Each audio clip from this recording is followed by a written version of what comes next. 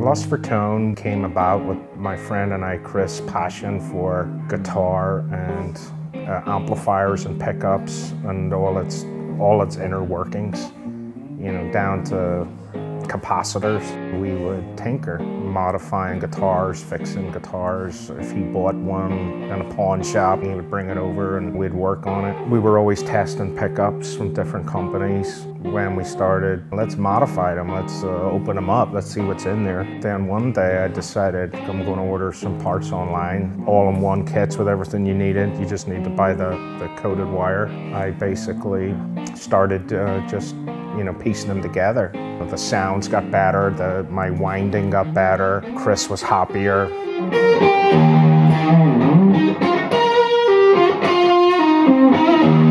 I've been a part of LFT from the genesis of the company. Me and Gregory Simpson and Mark Simpson all started together.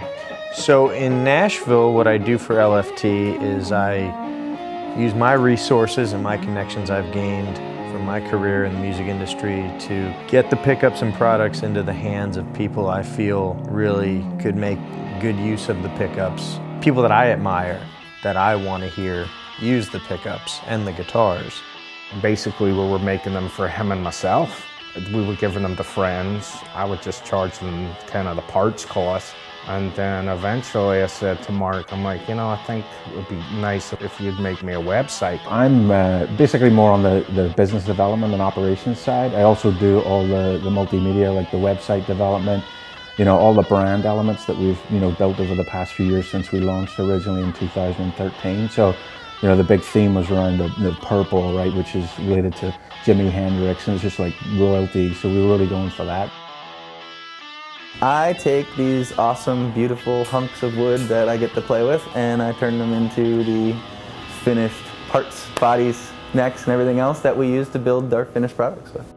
Woodworking has always been like a hobby of mine, and then eventually I just really fell in love with the actual working with wood side. And then I met Greg, and he asked me if I ever thought about making a guitar body, and I said no, but now I am, and we went from there.